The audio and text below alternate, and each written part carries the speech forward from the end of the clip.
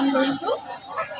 আজি দীঘলপানী গাঁৱৰ সোণালী জয়ন্তী বৰ্ষত সকলোলৈকে আন্তৰিক শ্ৰদ্ধা জ্ঞাপন কৰিছোঁ। সকলোলৈকে শুভেচ্ছা জনাইছোঁ। অনাগত দিনত যাতে আপোনালোকৰ ঐক্য সদায় এইদৰে থাকে। আপোনালোকৰ গাঁৱত আহি সঁচাই নথৈ আনন্দিত হৈছোঁ। সকলোৰে ইমান মৰম চেনেহ, ইমান আলহীৰ প্ৰতি থকা ইমান দায়িত্ববোধ সঁচাকৈ শলাগ লৈছোঁ।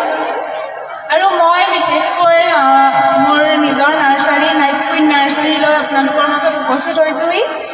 যিহেতু গছ থাকিলেহে মানুহ থাকিব, এই উদ্দেশ্যে মই এখন নাৰ্চাৰীত গঢ়ি তুলিছোঁ, যিখনৰ নাম দিছোঁ নাইট কুইন নাৰ্চাৰী। এই নাৰ্চাৰীখন মই আৰম্ভ কৰা বেছি দিন হোৱা নাই, মাত্ৰ 3 মাহ হৈছে। তাৰ আগতে মই ভেজিটেবল নাৰ্চাৰী কৰি আছিলোঁ। এতিয়া নতুনকৈ 29 তাৰিখত 1000টা পুলিৰ এক নিদৰ্শন দান হৈছে। সেয়ে মই খুব আনন্দ অনুভৱ কৰিছোঁ। যিহেতু আমাৰ যুৱক যুৱতীসকলে কৰ্মসংস্থাপন নাপায় বা নিজে কিবা কৰিবলৈ নোৱাৰি বহিৰাজ্যলৈ যোৱা দেখা যায়।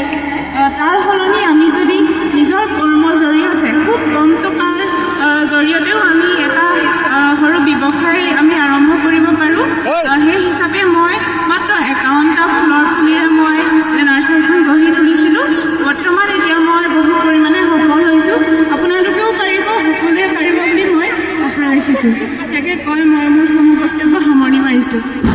আৰু আমি দেৱিকা শইকীয়াৰ পৰা দুআষাৰমান শুনিম, তেখেতে বাইদেউজনী কেনেকৈনো সহায় কৰিলে। সকলোলৈকে নমস্কাৰ। আজি দীঘলপানী গাঁৱৰ সোণালী জয়ন্তীৰ উদযাপনৰ আজিৰ এই সুন্দৰ অনুষ্ঠানটোত উপস্থিত হৈ খুবেই আপ্লুত হৈছোঁ। আচলতে এখন ঐতিহ্যপূৰ্ণ গাঁও হিচাপে দীঘলপানী গাঁও প্ৰতিষ্ঠা হৈছে আৰু মই আশাবাদী ভৱিষ্যত দিনতো দীঘলপানী গাঁৱে এক ঐতিহ্যপূৰ্ণ অনুষ্ঠান হিচাপে প্ৰতিষ্ঠা লাভ কৰি থাকিব। আৰু আজিৰ এই অনুষ্ঠানটোত এক সম্প্ৰীতিৰ পৰিৱেশ দেখিছোঁ, য'ত নেকি সকলো মিলি গোট খাই এক সম্প্ৰীতিৰ সুন্দৰ নিদৰ্শন দাঙি ধৰিছে। সকলো জনগোষ্ঠীৰ লোক একগোট হৈছে। জনগোষ্ঠীৰ যি পৰম্পৰা, যি ঐক্য সংহতি, সেই সংহতিক এক সুন্দৰভাৱে উপস্থাপন কৰিছে। আৰু ভৱিষ্যত দিনতো এই সম্প্ৰীতি সদায় বৰ্তাই থাকক, এয়া আশা কৰিম। আৰু বাৰ কথা ক'বলৈ কৈছে, মই একে অৰ্থত ক'বলৈ গ'লে বা সকলোৰে বাবে এক আদৰ্শ। দীঘলপানী গাঁৱৰ ছাত্ৰ ছাত্ৰীসকলৰ বাবেই হওক বা সমগ্ৰ অসমৰ ছাত্ৰ ছাত্ৰীসকলৰ বাবেই হওক, নতুন প্ৰজন্মৰ বাবে এক আদৰ্শ। মই নিজে গৌৰৱান্বিত অনুভৱ কৰোঁ যে এগৰাকী কৰ্মোদ্যমী ছোৱালী মই মোৰ বা হিচাপে পাইছোঁ আৰু খুবেই কষ্ট কৰে আৰু ময়ো বাক সহায় কৰোঁ। আচলতে সকলোৱে লাজ কৰে, ছোৱালী মানুহ এজনী হৈ আমি বজাৰলৈ যাম জানো, ল'ৰাৰ নিচিনাকৈ কামবোৰ কৰিব পাৰিম জানো, কিন্তু এইটো কেতিয়াও নহয়। আৰু তাৰে সুন্দৰ প্ৰমাণ বায়ে দাঙি ধৰিছে। কাৰণ আমি ছোৱালী বুলি সমাজখনে আমাক দুৰ্বল বুলি ভাবিলেই আমি দুৰ্বল হৈ থাকিলে নহ'ব, কিয়নো ল'ৰাৰ সমানে সমানে আমিও কাম কৰিব পাৰিম যদি আমাৰ বহুত সাহস থাকে বা সমাজখনে আমাক দুৰ্বল বুলি নকয়, সবল বুলি কয়। গতিকে এটাই অনুৰোধ যে ছোৱালীসকলক ঘৰৰ ভিতৰত বন্দী কৰি থ'বলৈ কোনেও যাতে চেষ্টা নকৰে। ছোৱালীৰো সাহস আছে, ছোৱালীৰো একাগ্ৰতা আছে সমাজখনক প্ৰতিষ্ঠা হ'বৰ বাবে, ছোৱালীসকলৰো উচ্চাকাংক্ষা আছে জগত জিনিবৰ বাবে। আৰু বিশেষ একো নকওঁ, এটি কবিতা গাব বিচাৰিছোঁ সুধাকণ্ঠ ডক্টৰ ভূপেন হাজৰিকাদেৱৰ। কবিতাৰ শিৰোনাম প্ৰচণ্ড ধুমুহাই প্ৰশ্ন কৰি দিব। প্ৰচণ্ড ধুমুহাই প্ৰশ্ন কৰি দিব, তোমাৰ প্ৰাপ্য কি কোৱা?